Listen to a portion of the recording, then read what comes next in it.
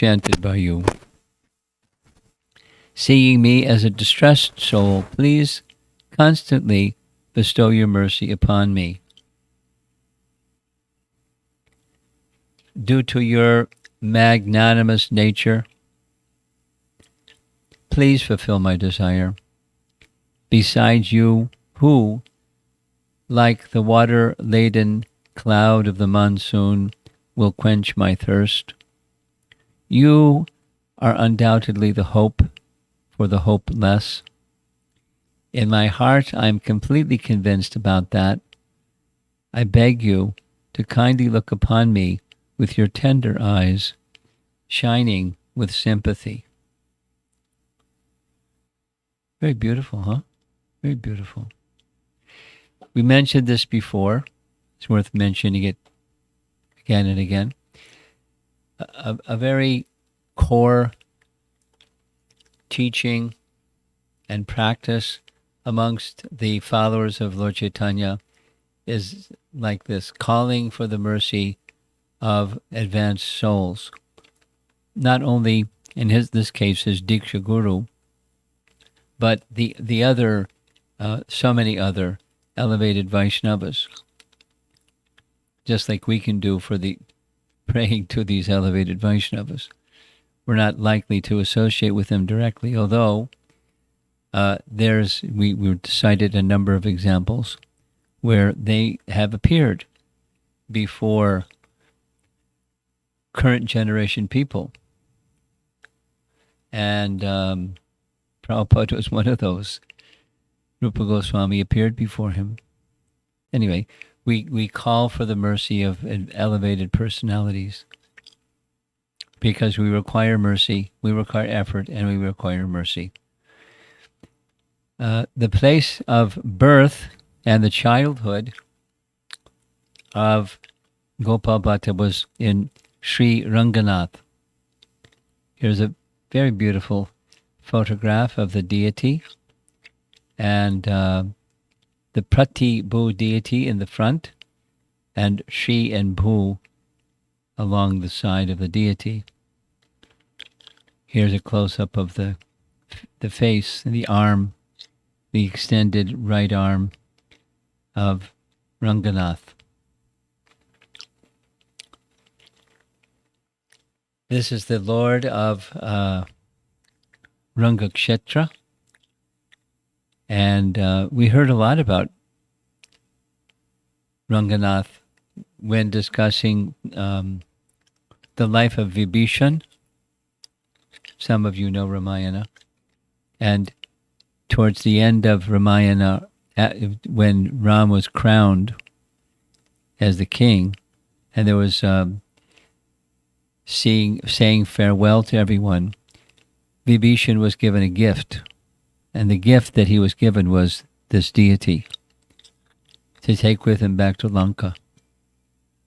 And there's a whole story, the history of this deity being manifest directly to Lord Brahma and being passed on and eventually in the Ikshvaku dynasty and worshipped by them, and Ram gave the deity to Vibhishan. Vibhishan was carrying the deity to Lanka. The deity let him know, I want to stay here by the side of the river, but I'll look in your direction, south, and protect you and guard you. And deities don't point in the southerly direction. In Vastu configuration, they don't. So anyway, that's the history of the deity, and this is where Gopala Bhatta was born. He was born the son of Venkata Bhatta, who at that time was the chief priest in Srirangam. And yesterday, I think it was, we saw some photographs of Srirangam. It's like a huge place. Huge place. Very huge place. And to be the chief priest of that huge place, that's quite an honor. And I visited Srirangam. In fact, I was somehow escorted to the place where Lord Chaitanya stayed for the 4 months of the rainy season, the house of Venkata Bhatta. It's not exactly in Sri Rangam. It's in a subdivision or a section or a little place, has a certain name. And we met, or the person who showed us around was the 13th descendant from Venkata Bhatta, named Parashara Bhatta. Very elevated person, very gracious person, but very down to earth. We walked inside, and it was one of those homes that has walls that are like 3 feet thick.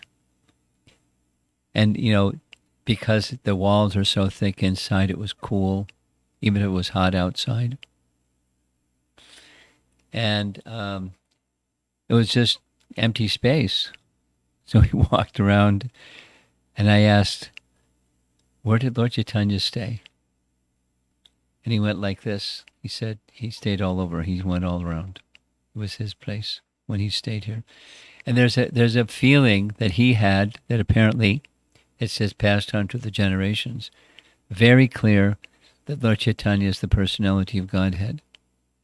They, from Venkata Bhatta, and his brother, who was Gopala Bhatta's uncle, Prabodhananda Saraswati, and of course Gopal, they were very clear. He's not just an elevated sannyasi, he's the personality of Godhead. That was very clear from our exchange with Parashara Bhatta. So here's the deity, and he, being born in this Brahmana family, and prestigious Brahmana family at that, he had a natural devotional attraction. It's said about his childhood that even as a child, he had a dream about Lord Chaitanya. And in the dream in Lord Chaitanya, he saw him as a sannyasi. He didn't so much like seeing him as a sannyasi. So in the dream, Lord Chaitanya showed his householder pastimes in Navadvip.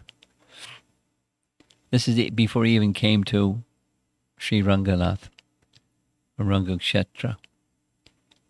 And it said when Lord Chaitanya did come, he was in the range of 7 to 10 years old. So imagine some young boy already having dreams about Lord Chaitanya, having him stay in their home for 4 months. And naturally, a sannyasi and a young devotional boy, there was a bond of affection right away that just got thicker and thicker and thicker as the time went by. So Gopal would just do any little service he could do, cleaning and washing and bringing and carrying messages and sitting and listening and everything. He got really attached to Lord Chaitanya real fast. In Chaitanya Charitamrita, there's a celebrated section. I'll narrate it quickly because of time. But every evening, Lord Chaitanya and Venkata Bhatta would have discussions on scriptural topics, because his father was very learned, not just a priest or a Brahmin, but he was very learned.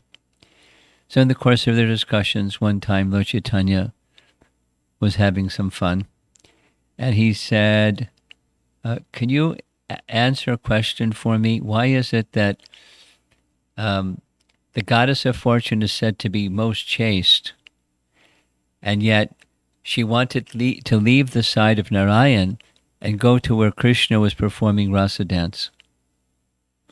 Could you explain?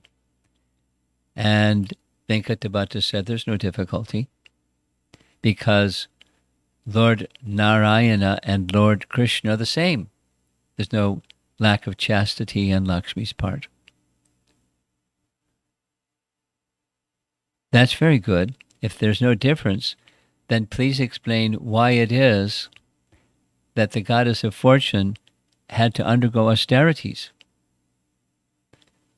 for thousands of years in order to gain entrance into the rasa dance. And even with those austerities, she couldn't get entrance into the rasa dance, if they're the same. And Venkata Bhatta said, I don't know, but I think you know. Could you explain?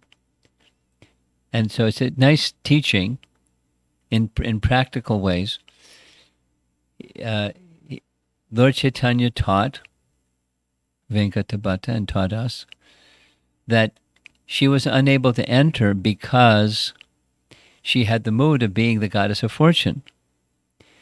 And the mood of the rasa dance, or the mood of being in Krishna's Leela in Vrindavan, requires leaving that to the side, or requires another mood. Since that was not her mood, despite austerities, she was not capable. And then he explained the principle of entering into Krishna's pastimes is the principle of getting the mercy of those who are participants in Krishna's pastimes. This is this mercy principle, one more time. And then Lord Chaitanya did a big, back up. He said, but they're the same, and there's no lack of chastity, and one moved on. Now, in the course of the time spent with Lord Chaitanya, as already mentioned, it was very clear to all of them, he's the personality of Godhead.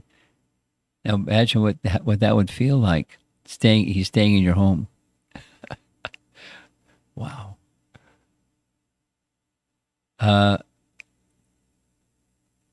When it came time for Lord Chaitanya to leave, Gopal was crying and wanted to go. And Lord Chaitanya insisted that he stay and serve his parents until that time that his parents would give permission for him to go, or they would depart this world. And so that was his parting instruction. He received Diksha from Prabodhananda Saraswati. I already mentioned his parting instructions.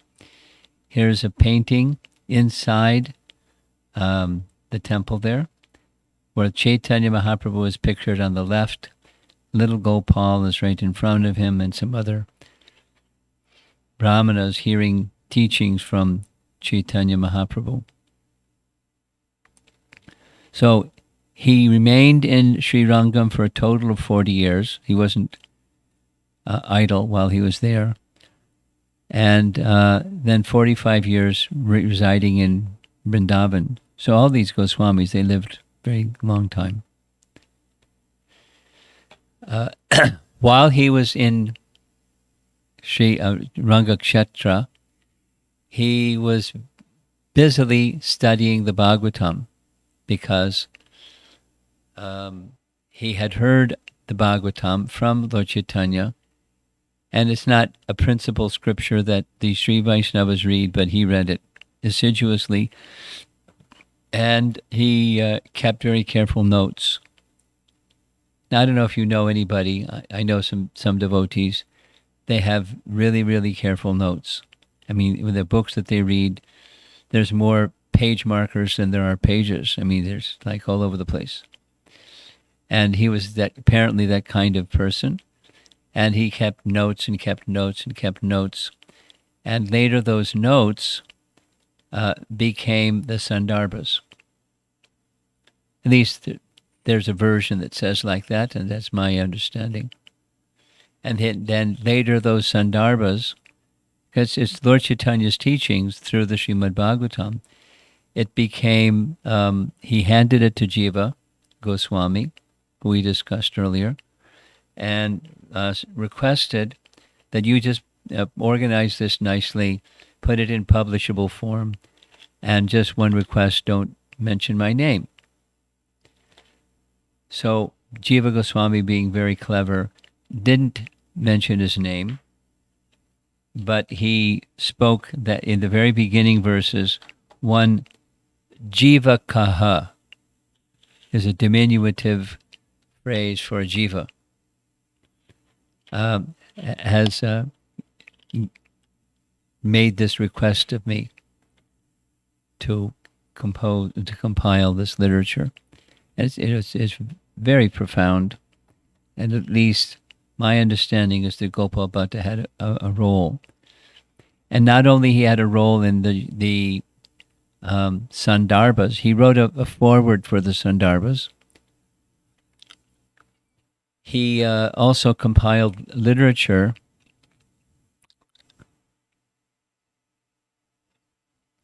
in the Sandarbhas directly, in Paramatma Sandarbha specifically, where there's teaching about the jiva, because Paramatma and jiva, to make a distinction, it's in Paramatma Sandarbha. And Jiva Goswami makes specific reference to a very celebrated Sri Vaishnava Acharya, a writer, whose name I can't remember right now, but it's mentioned in several places within Paramatma Sandarbha, which means, most likely, that's a person who Gopala Bhatta had confidence in, and based on his confidence, these are some teachings accepted by Lord Chaitanya and by Gaudiya Vaishnavas as the basic teachings of the jiva. It's a detail. There's many such details in his writings. But a book explaining how to perform all the rituals. Rituals meaning like deity worship, observing Ekadasi, observing Janmashtami, the how to accept sannyas, the mantras for sannyas. It's everything that's involved in a Vaishnava's life. It's the how-to manual is Hari Bhakti Vilas. Gopala Bhatta similarly worked in a very detailed way on that text and gave it to Sanatana Goswami, and it became Sanatana Goswami's Hari Bhakti Vilas. But he had a big part to play in it. When he reached Vrindavan, after his parents had left this world, he was 30, but the instruction that was given to him was to go directly and be in the association of Rupa and Sanatana. And when Rupa and Sanatana received him, they were instructed by Lord Chaitanya to treat him like a brother. Now he was a little younger, but treat him like a brother. And so they did. He was one of the Goswamis, but they treated him like a brother. And they wrote a letter to Lord Chaitanya, giving him the good news. Yay, Gopal arrived. And Chaitanya Mahaprabhu wrote back and sent not only a note, again instructing them, take care of him like a brother, treat him very nicely. He sent some paraphernalia. Some paraphernalia that he sent is a little wooden platform that Sri Vaishnavas commonly sit on. It's just a little bit above the ground, and it's hard wood and wide sitting place for doing their puja and everything else. So one that Lord Chaitanya had personally used, he sent for Gopala Bhatta. You can see it if you ask them.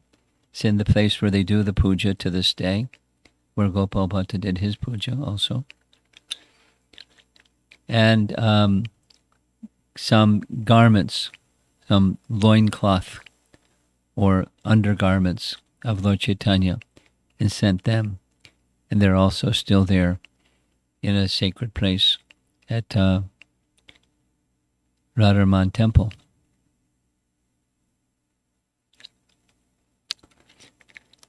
Along with it came some instruction. Do not become dependent upon security or adopt a permanent residence.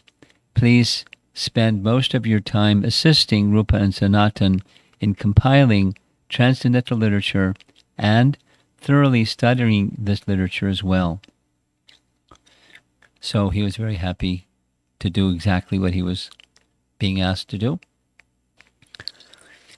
And when Lord Chaitanya left this world, it was very heartbreaking for him, naturally.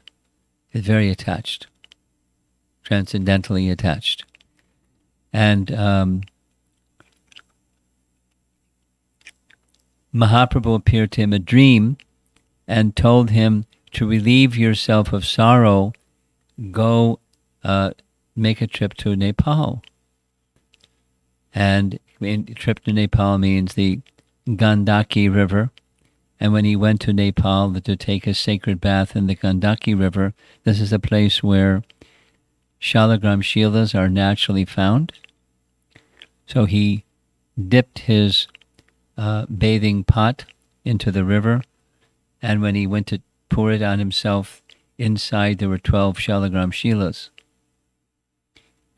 So he took them out of the pot and got another pot full, and there was those 12 Shilas in the pot again. And it happened 3 times. And then he understood that I guess it's meant for me to take these Shilas with me back to Vrindavan. And he worshipped those Shilas for some period of time. And 8 years after the disappearance of Chaitanya Mahaprabhu, the self-manifesting Radharaman event occurred. There he is, Radharaman on the left, and there's Gopala Bhatta on the right. And it's a nice story.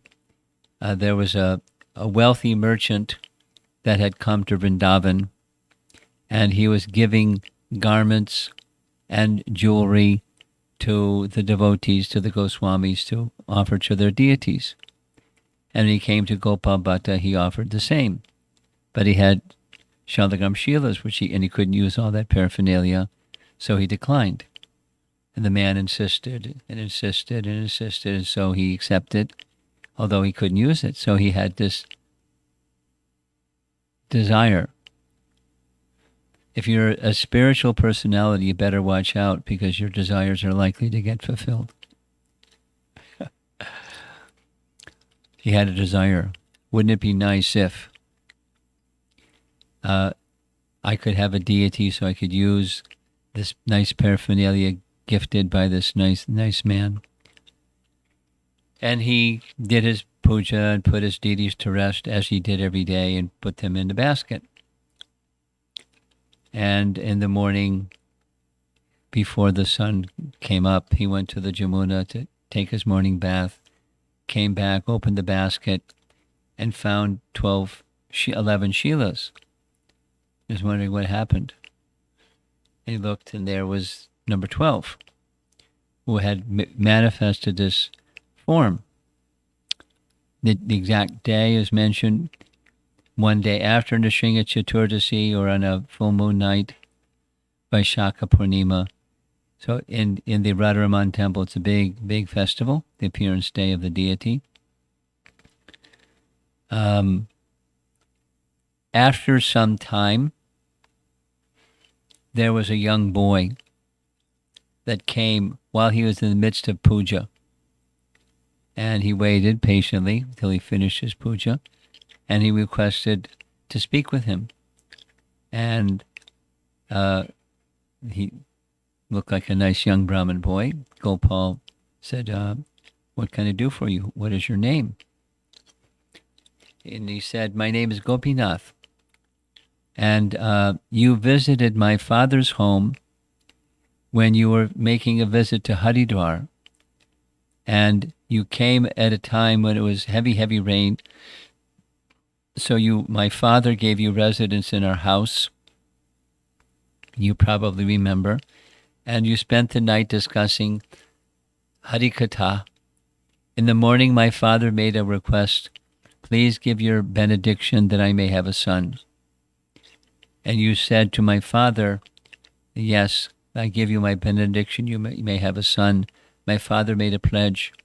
The firstborn son I will send to you to assist you in your service. I am that son. My name is Gopinath. And so Gopala Bhatta accepted Gopinath.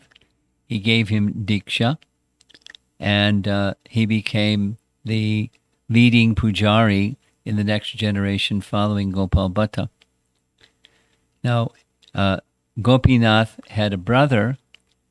Gopinath was a lifelong brahmachari. Gopinath had a brother, and the brother became married, and his brother's name was Damodar Das, as in Radha Damodar. So Damodar was married, and his children are now the Goswamis, or the descendants of his children are the Goswamis that look after the deity at the Radharaman temple. There's some many, he's a very photogenic deity. It's said that there's details, like you can see his fingernails, and you can see his nice smile, and little cheeks as he's smiling. Here's a really nice photo. And naturally, Gopal loved the deity and serving the deity as his life and soul.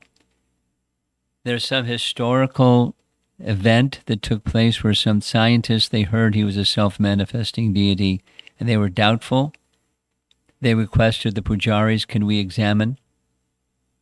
The pujaris permitted, under their supervision, of course, and they couldn't find any evidence of carving. And in fact, I've not seen this, but I know devotees that have seen the backside of the deity, and the backside of the deity is a bulge from which the original shalagram manifested Radharaman. So genuinely a self-manifesting deity. During Srila Prabhupada's life, Vishvambar Goswami was a very dear friend in that Goswami line. It was Vishvambar Goswami that helped Prabhupada in many ways. He oversaw the installation of Krishna Balaram, many things. He helped make the arrangement for Prabhupada's rooms at the Radha Damodar temple. He was a very dear associate to Prabhupada, and he traveled for some period of time. He was elderly, but he traveled in the world, showing pictures of Radharaman, and describing the different attire and the different festivals, and almost every day of the year. They know what color he's going to wear, and what's the paraphernalia and everything. Notice there's no Radharani.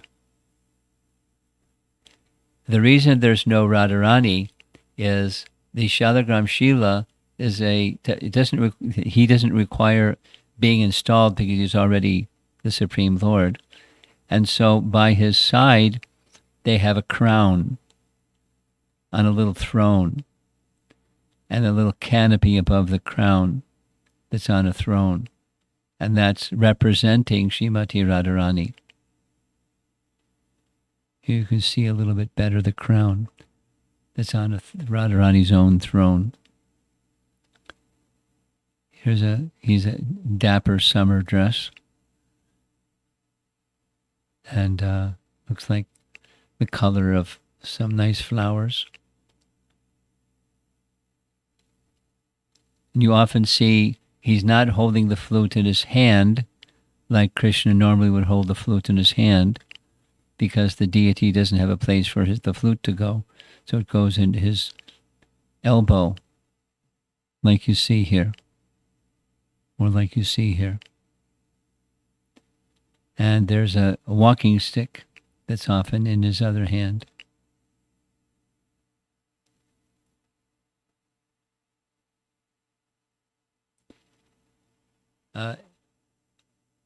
After some years of worship of Radharaman, who he loved very much, a transcendental emotion started to awaken. And you know how those things happen is it starts like a seed of a thought and it just grows and grows. And he started to feel some anxiety that he's not worshiping Lord Chaitanya, but he's worshiping Krishna. And so what's said about him,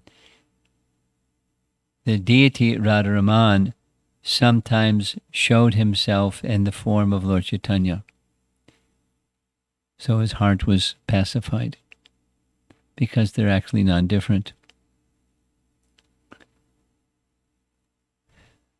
Most of the time Gopala Bhatta spent at Radharaman temple, but he also had a place by Radhakund, and this is the courtyard by Radhakund, and inside the courtyard is a temple, and inside the temple here's the altar, and the deities on the altar on our right side is Revati Balaram,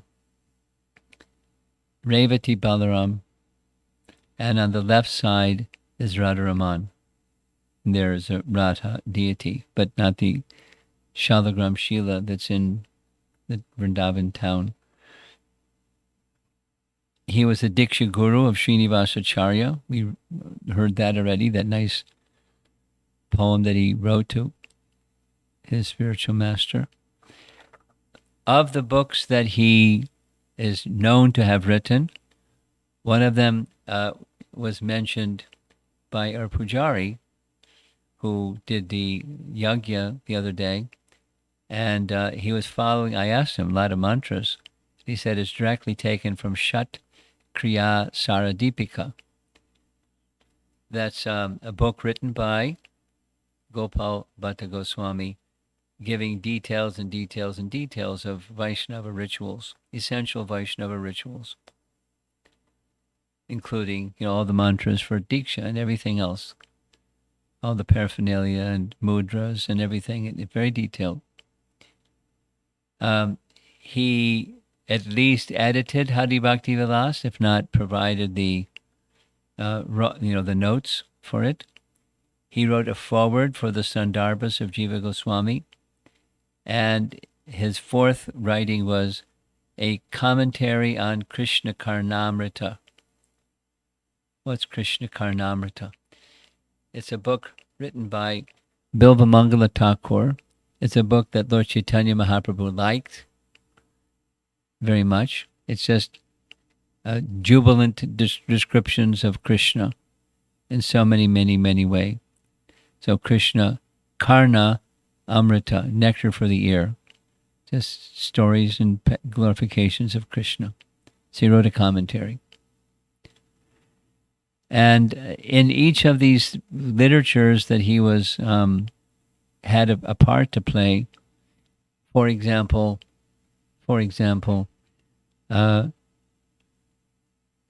Krishnadas Kaviraj Goswami was requested by the Vaishnavas to write Chaitanya Charitamrita, he was feeling not qualified. But he went to ask in all of Vrindavan for the blessings of the senior Vaishnavas. Gopala Bhatta was one who he requested.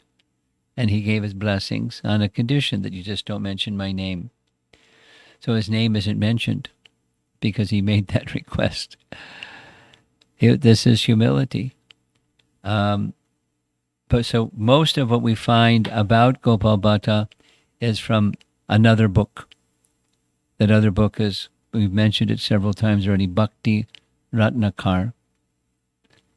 We find some historical reference to Gopala Bhatta there. And this is Krishnadas Kaviraj writing Chaitanya Charitamrita, and Gopala Bhatta's name is not mentioned. And it's indirectly mentioned in these other texts that he also made some request. Now his influence his nature was he liked serving inconspicuously. He served abundantly, but he served inconspicuously, you can say, from the background. When the Radharaman deity appeared, imagine how he felt, and immediately he sent word to Rupa and Sanatan. And Rupa and Sanatan were jubilant. And they came to see the deity. And there's this, nice description that we hear many, many times. There's different deities that have particular features of Krishna, how Krishna actually looked from the waist, from the mid-torso, and the shoulders on up in his face. But they say Radharaman, he looks exactly like Krishna looked. And they gave the name Radharaman.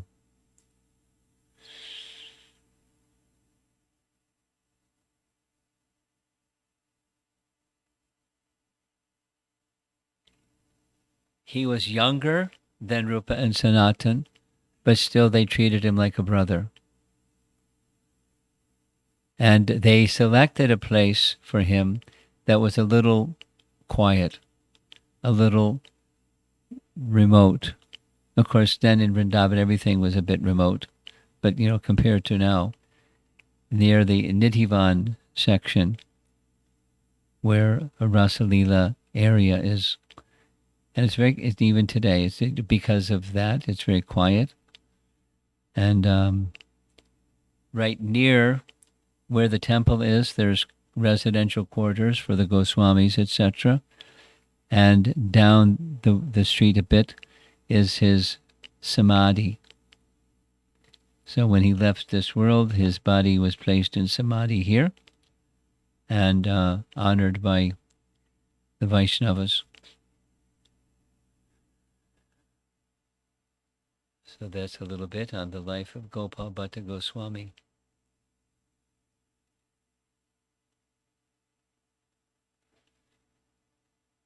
See if there's any discussion.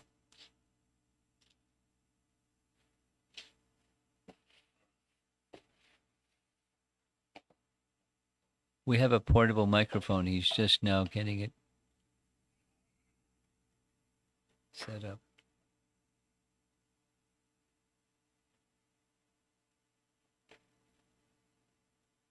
A lot of wires here all over the floor. Okay, all the way in the back? All the way in the back, in the back, in the back, all the way in the back. Mataji.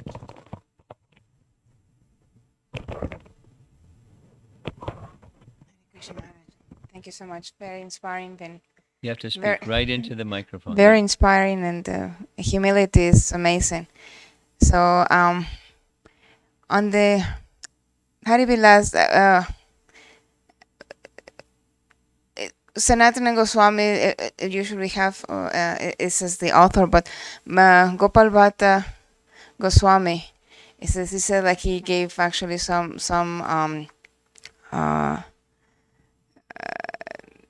he reviewed it or he edited, but who wrote it? So the credit is given to Sanatana Goswami.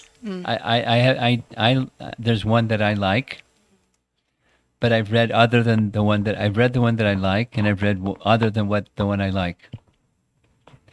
The one that what you saw on the screen is he edited. Sanatana Goswami wrote it, and he edited it. That's one version. That's probably the safe version. I've also heard from more than one source that he wrote it as a manuscript, and he gave it to Sanatana Goswami to organize, publish, and leave his name out. That's the version I like. I mean, it makes sense because his father was the chief priest, and he knew all about the details and rituals. And I'm not, I'm not so involved in deity worship as many devotees are, but many of the mantras and procedures of the Gaudiyas is the same as Sri Vaishnavas. And it seems to me that connection is Gopala Bhatta. Because, he knew Lord Chaitanya's teachings, he knew Lord Chaitanya's mood, he accepted him as he accepted him, as the personality of Godhead. But he had this, training as a child. And so my sense is, of the different versions of who wrote it, he had a major part to play. If not just, here's the notes, please assemble it. Or he was an editor and an advisor. That's also a possibility. It has his fingerprints all over it. Talk about cooperation, right? Because Lord Chaitanya actually gave the instruction to Sanatana Goswami to write basically the Vaishnava manual for. Is that correct? Yes. We, it's certainly proper to say that Hari Bhakti Vilas is Sanatana Goswami's writing. And exactly, what role he played and didn't play, there's different accounts. I know the one I like. Yes. You have to speak directly into the mic. We won't be able to hear you. I'm still in shock on seeing the beautiful names of Ananga Manjari and Guna Manjari. Wow, beautiful. So it's a teenager's drawing. It's like really nice. Gorgeous. And as such. Her name is Brinda. I don't know her. How I got this painting is there's a teenager boy that uses Facebook, and he makes drawings and puts his drawings up on Facebook. So he found this one that's Vrinda's, and he liked it. He sent it to me. I really liked it. It's beautiful, and yes, it is. My heart is. I can actually feel it thumping in excitement. My question is this: if his internal mood is of Ananga Manjari, Guna Manjari, a flower maiden and servant of Srimati Radharani, how is it that she would even, or he would even, accept to take care of Radharaman if Radharani wasn't already embedded within him? Well, it's not Radharani is embedded within him, per se. I mean, there's...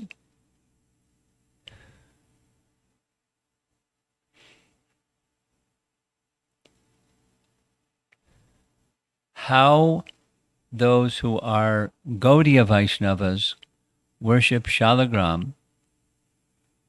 Gaudiya Vaishnavas worship Shalagram along with their Krishna deity. Now, what was his transcendental mood and understanding is what your question is. Because the deity, from his upbringing in Sri Vaishnavism, it's Narayana. And Narayana can be worshipped according to any appearance day. You worship, you put your Shalagram Shila before everybody, and you worship him as Varaha or Vamana or Nrsimha or any one of the avatars, because Narayana is the source of all the avatars. That's their mood. Now, for them, where's Lakshmi? Belvan. Lakshmi is in Belvan. No, but as far as the Shila is concerned, where is Lakshmi residing when they don't worship Narayan? Now, I see your hand. We'll get to you. Just hang on.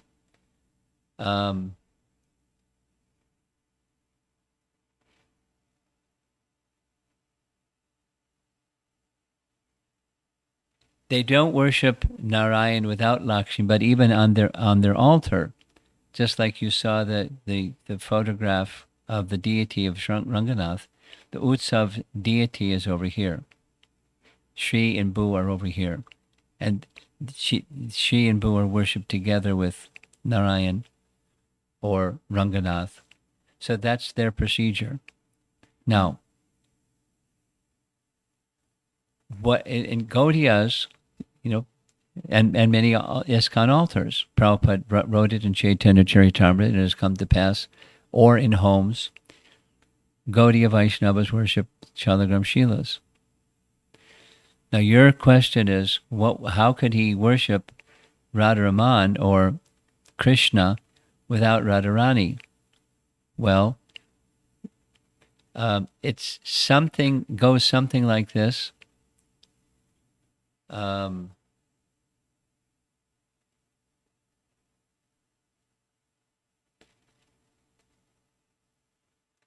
When Rupa Goswami and Sanatana Goswami began worshipping of Govindaji and Madan Mohan, there was no Radharani. Correct? Correct. Yeah. Then, as the understanding of worship evolved during that period of time, Radharani was placed by the side and installed by the side of Govindaji and Madan Mohan and Gopinath. Now, Shalagram, I'm not a connoisseur of these topics. I don't know. I could ask somebody that is. What's the understanding? But it's not even, the understanding is there's the crown. But, your question is very specific. How could he worship Radharaman, which means Krishna, without Radharani by his side? What was his mood? What was his understanding of that worship? I'll ask some people that may have a better answer than I'm kind of just floundering around in the darkness a little bit because I don't know. I thank you for looking up on for the answer. And as far as I understand, the other three that you mentioned, Mohan, Gopinath, and this Radharani was brought to them by Yes. Janava Thakurani. Yeah. Is that correct? Yes, but the initial worship began without, just like Madhavendra Puri worshipped Gopal without, right? So the worship, and so, if there's something inside, they know Radha is there, but they didn't worship Radha next to Krishna, then they became Radha Krishna. Thank you. Okay, our young enthusiastic. Oh, go ahead.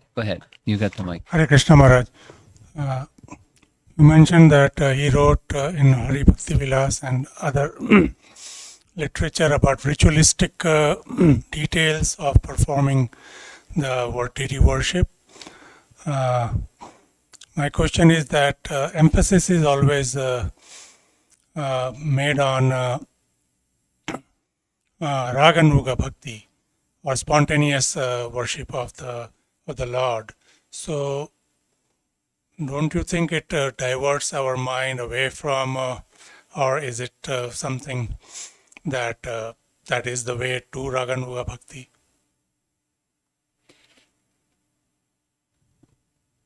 You may have a different understanding than I do about Raganuga Bhakti. My understanding is Raganuga Bhakti doesn't mean leaving aside vidhis.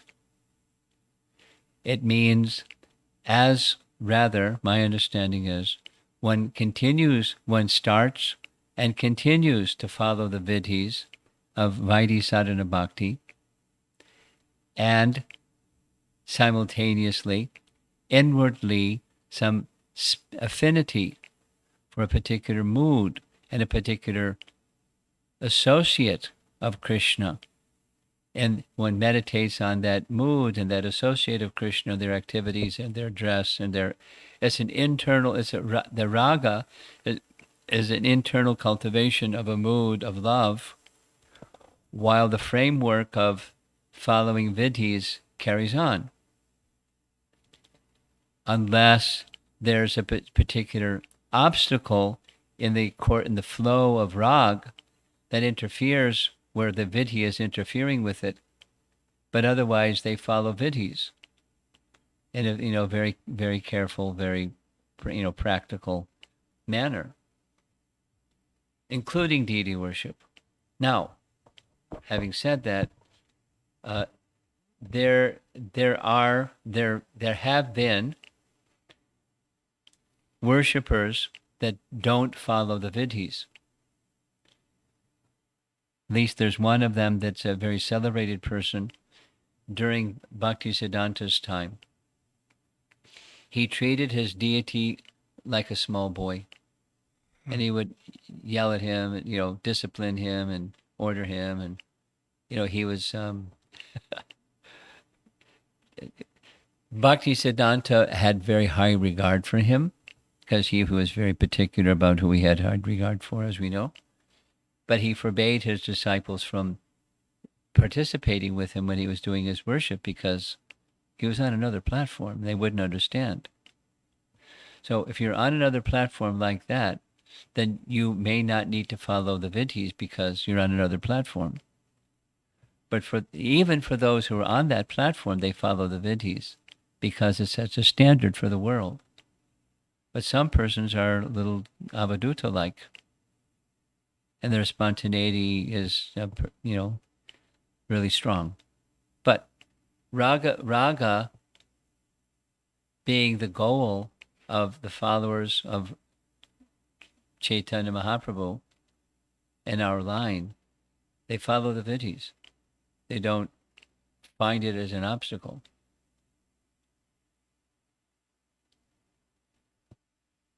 Very good. It's Thank the you. frame from which that rag is nourished. But it's not just the vidhis that nourish it, it's the following of exalted souls. And again, the same point, praying for the mercy of these elevated souls. Okay?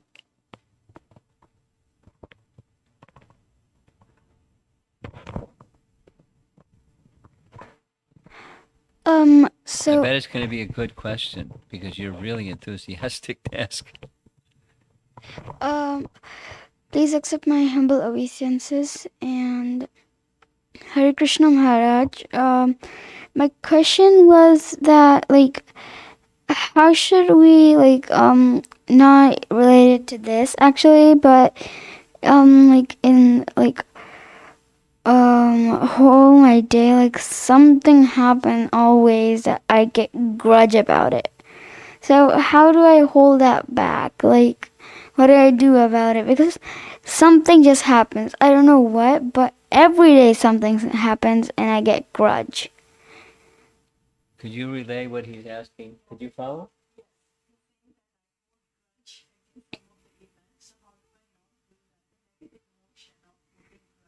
Okay.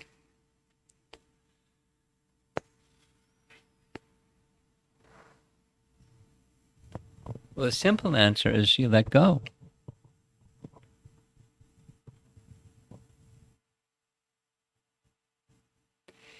Here's a story that may help you understand. One time, a disciple was visiting his guru who lived in the forest. So he paid his obeisances and did various services, and he had this burning question, which was similar to your question. He said it's very, even more specifically, it's very difficult to let go. How does one let go?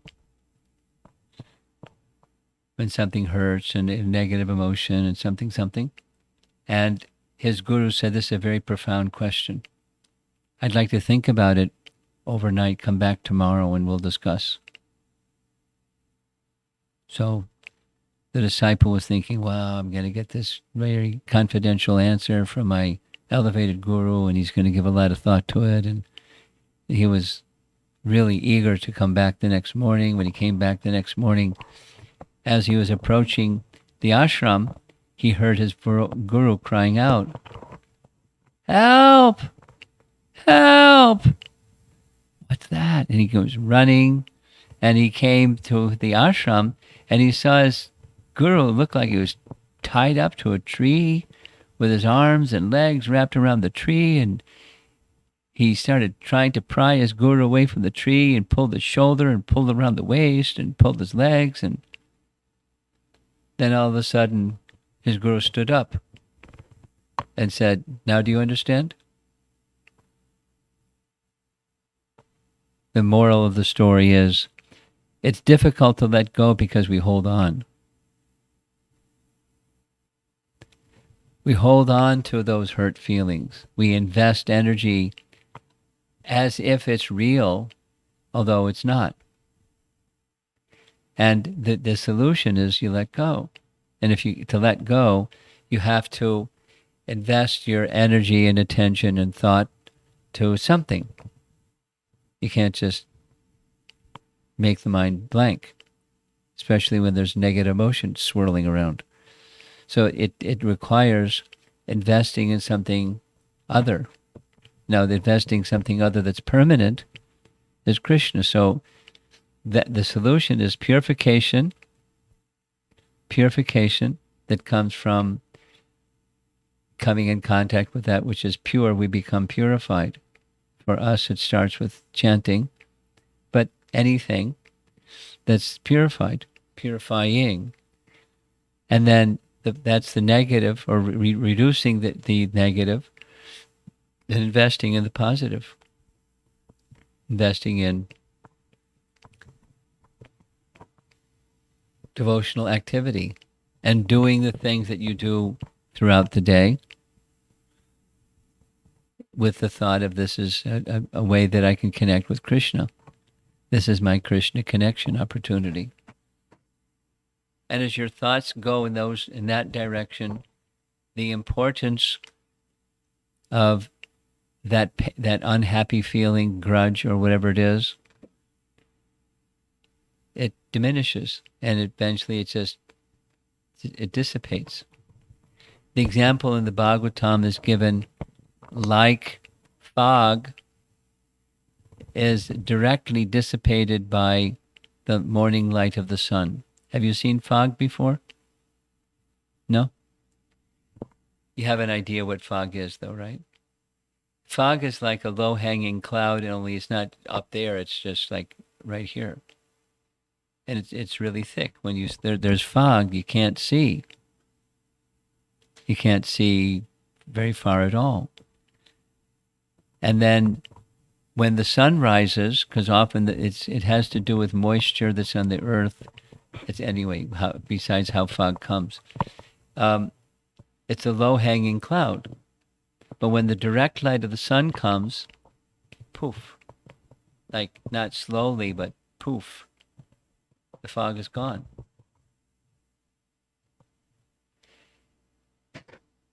Similarly, when there's direct contact with Krishna thought, that hurt feeling, grudge feeling, negative emotion, it's dissipated like the fog. There's a verse in the Bhagavatam to that effect.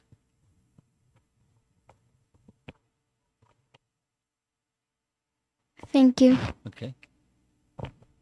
Yeah. Hare Krishna Maharaj.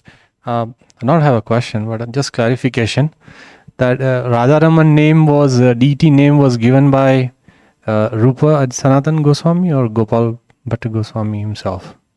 Again, there's different versions. One version is he liked the name Radharaman and they approved it. Another version is they liked the name and he approved it. I've read both. Which one do you like? Both. Yeah. They all three of decided together. Yeah. And agreed. Yeah. Now we have one more. Yes. Hare Krishna Maharaj. Thank you for the nice lecture.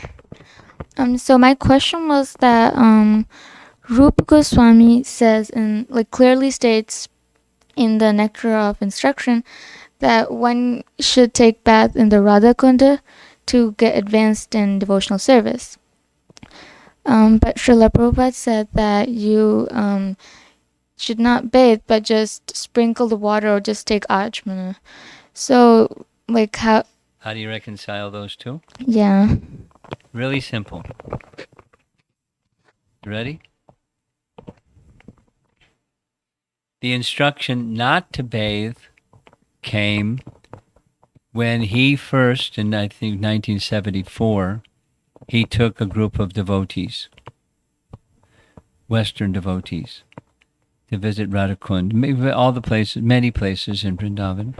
And when they got to Radhakund, they started bathing in Radhakund like it was a pool, and they were splashing around and carrying on and having a good time. And Prabhupada was very disturbed. And from that point, he said, no more bathing in Radhakund. Some years passed with many requests. And then Prabhupada adjusted the teaching to say you can if you get the permission of your spiritual master. And we read something the other day, just yesterday, about Raghunath Das. Well, maybe it was this morning, Raghunath Das. Because Raghunath Das paid obeisances many, many times going around Radhakund. So do like that, and then you have a qualification.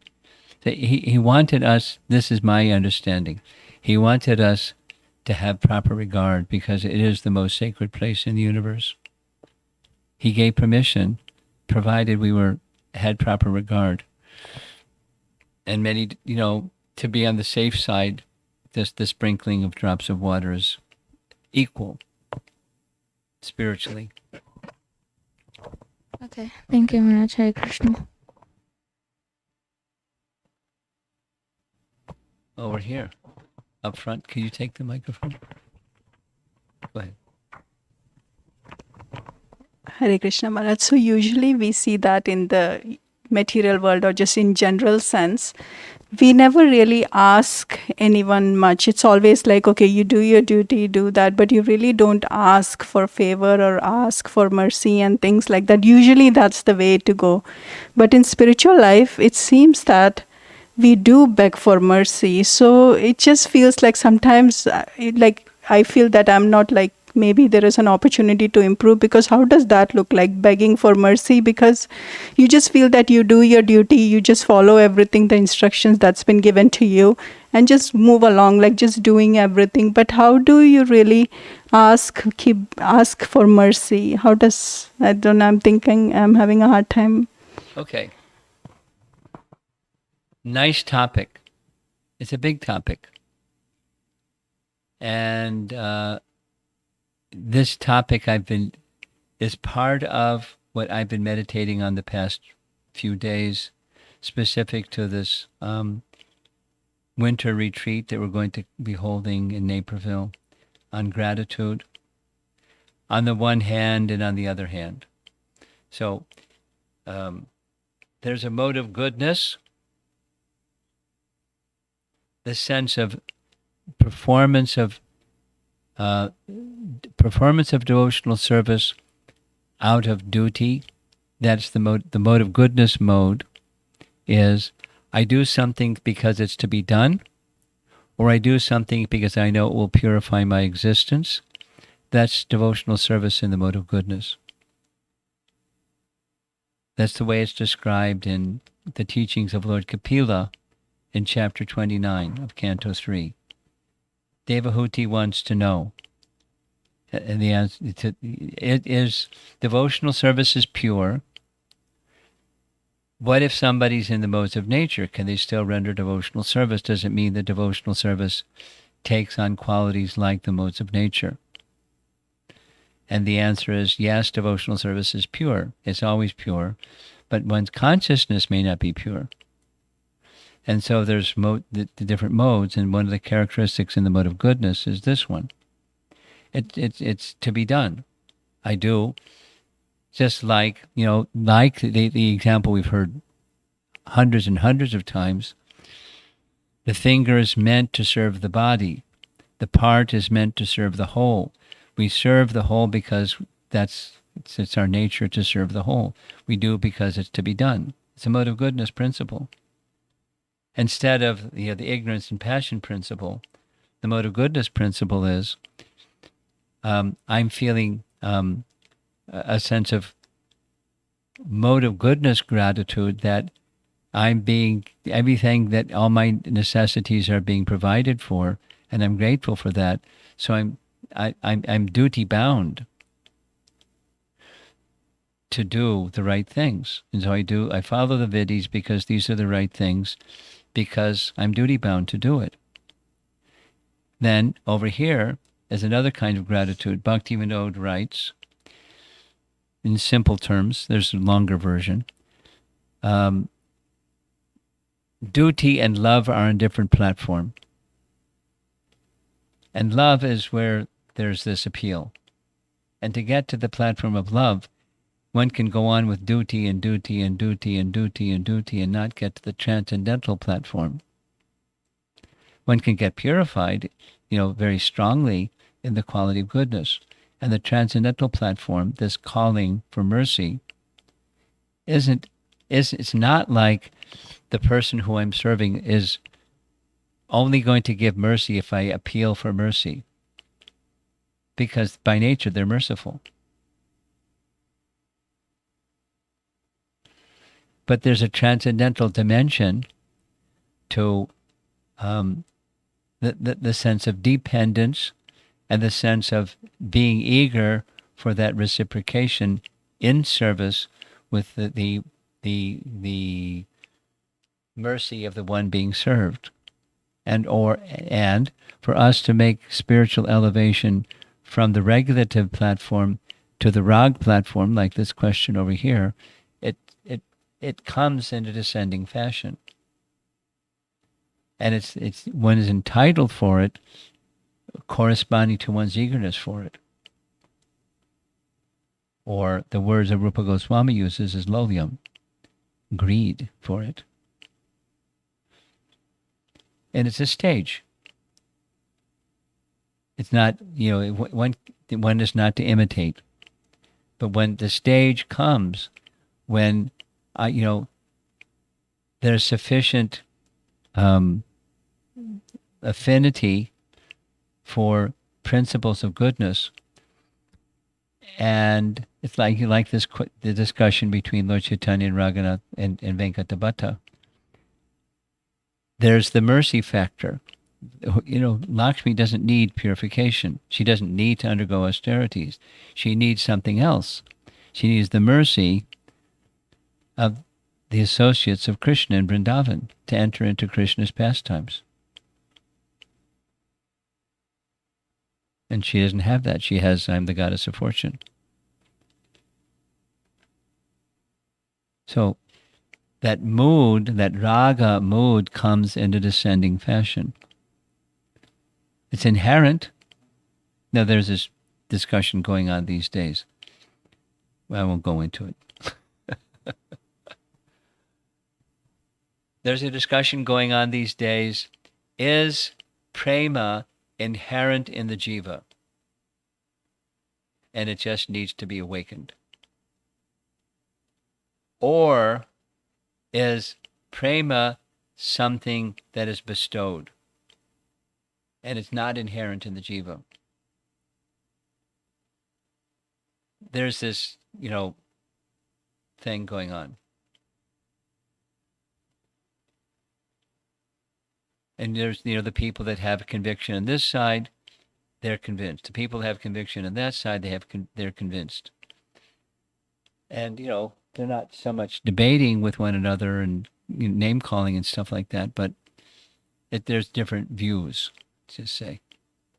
And they have their authority from Scripture to support this and to support that view. In either case, that inherent bhakti, not just bhakti, inherent prema needs to be awakened. And the prema is awakened by the teachings of Rupa Goswami through eagerness for it or greed for it. And the greed for it is, I'm really this total humility feature that we find in the Goswamis. They're like embarrassingly humble, while they're at the same time elevatedly qualified, which sounds, like what's going on there. They are eminently qualified and they're abjectly humble. Consistently. That characteristic. So there's an eagerness for mercy because they're feeling this, intense humility and yet at the same time eagerness. So there's an appeal. It's not material. There's a material and there's a not material appeal for mercy.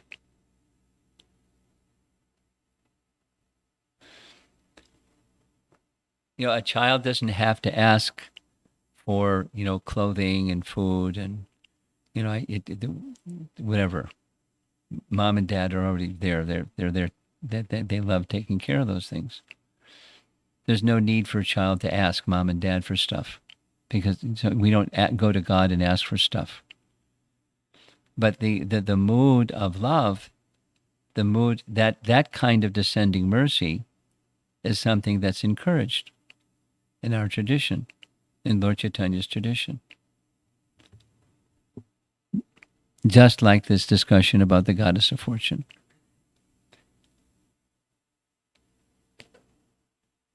It's something that becomes cultivated in association with those qualified persons and the mercy of those qualified persons and the eagerness of one to receive that qualification from the qualified persons. It's not a business deal. I do this so I can get that. But one does because in the mode of goodness it's to be done. It will purify my existence. And I like this.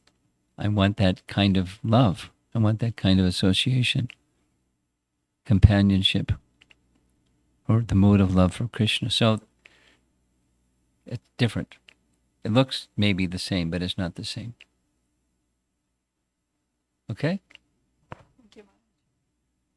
We have something back here. Hare Krishna Maharaj.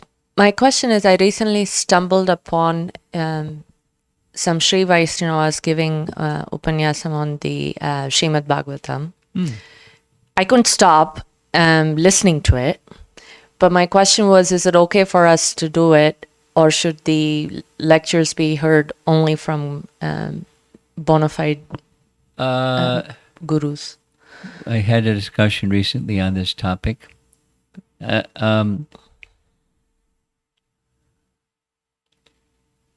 lot depends upon the strength and the depth of your roots in bhakti itself, and particularly in the line of our founder Acharya.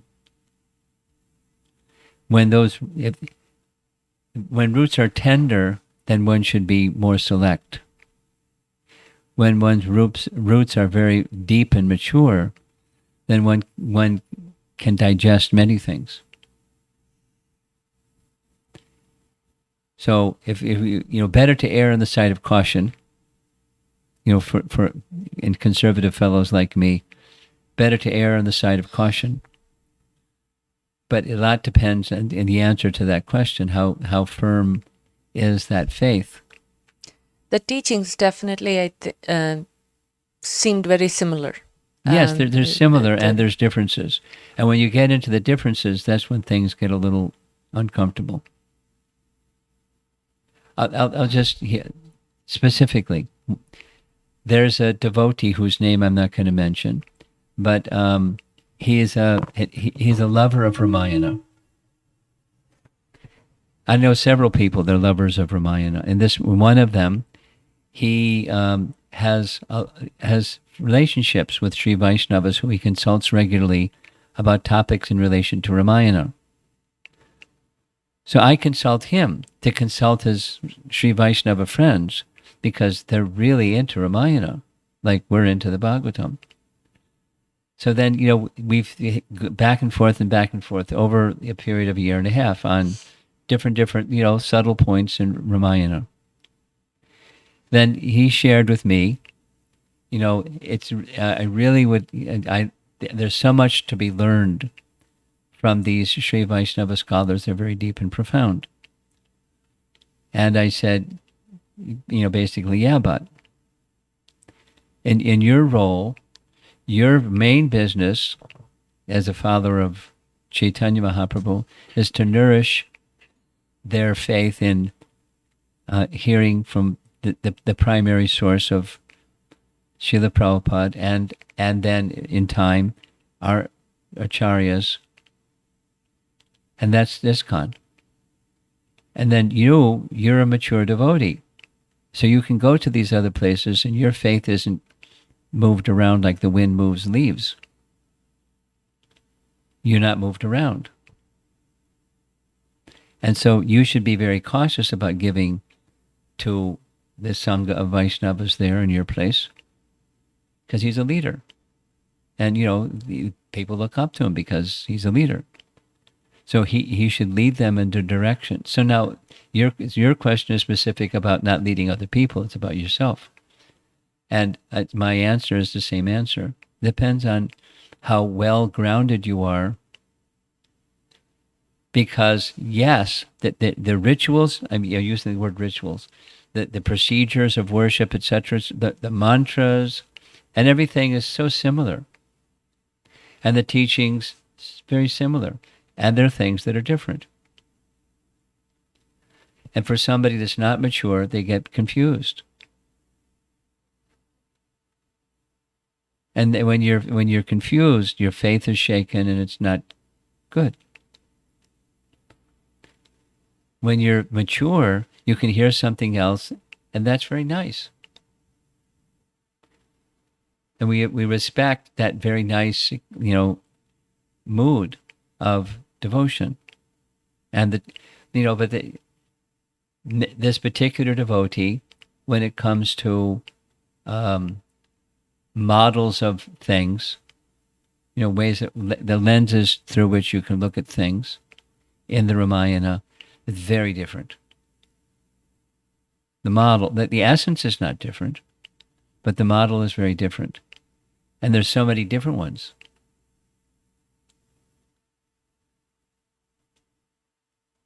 And I'm sure it's because I've spent a lot of time of late with Ramayana, I'm aware of what's in Ramayana. I'm sure there's many different ones other than Ramayana. Now, the truth is truth. And it's not going to differ. Although the tradition may be different, truth is going to be still truth. And so it's like, that's a beautiful way of expressing truth. But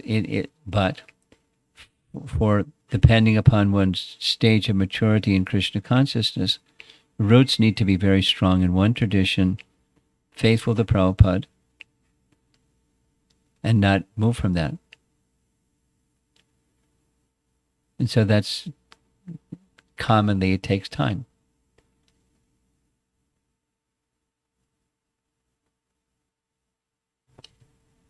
I had a deeper appreciation for Chaitanya Mahaprabhu actually, because I think in Sri Sampradaya it's very, very reserved to select people, select qualities, select forums of people that actually get to listen. But I think with Gaudiya Sampradaya, I find the mercy is tenfold for making it reachable to everybody, I think. Yeah. At least that was my very limited understanding going through it. It's a good understanding. It's a good basic understanding. And all respect to those that have that rigid nest, because it protects them from the onslaught of wildness. And there's a lot of wildness, so they're protected. I mean, anyway, without going into it, the different traditions that have their rigidness, Hasidic Jews and the Amish, and they have their ways and they stay with their ways. And there's protection by that.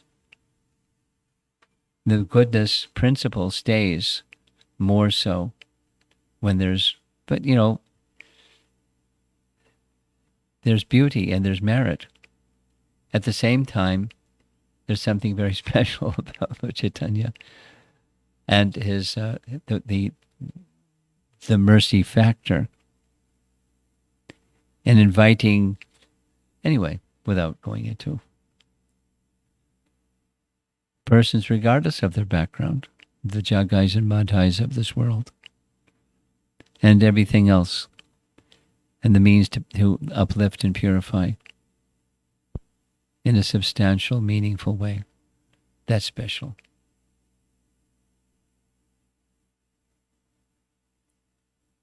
Okay, there's something behind you. Does anybody else? I thought there was another hand up. Oh, you have, yes. Hare Krishna, a little bit louder. You have something that's hard to cope with.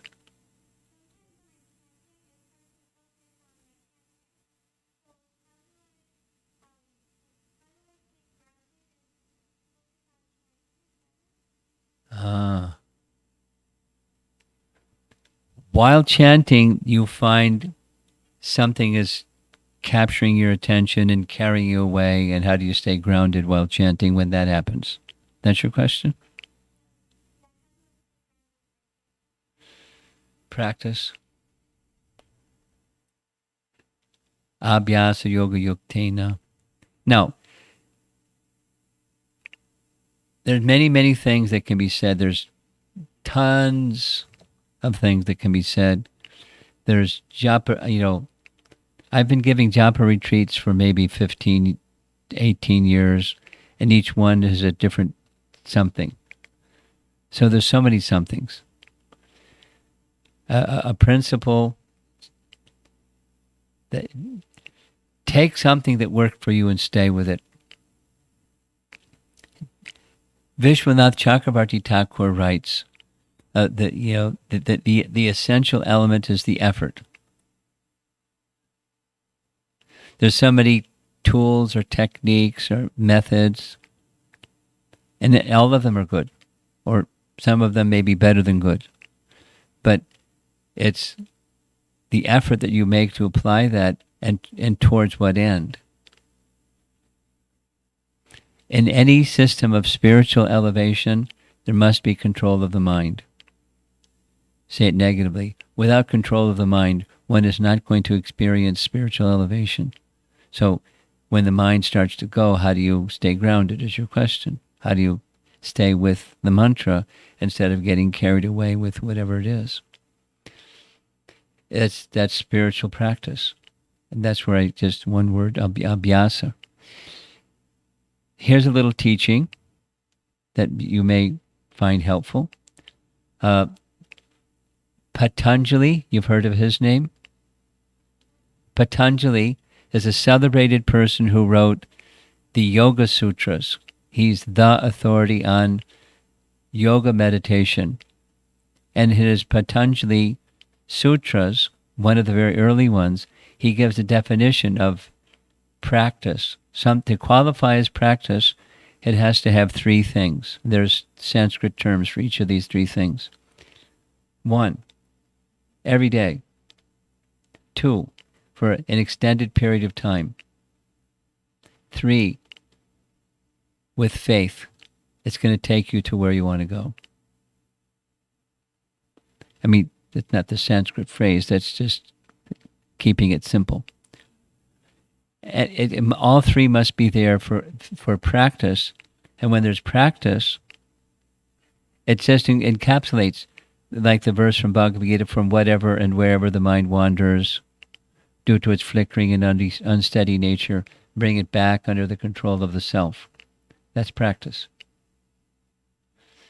And if you have faith that the chanting will take you to a good place, and that you want to nourish that faith, so you can read things that help nourish that faith. You can associate with devotees that chant with faith to increase your faith. XYZ things. With enhancing your faith. I mean, there's so many things. So many things. I'll share one of those so many things.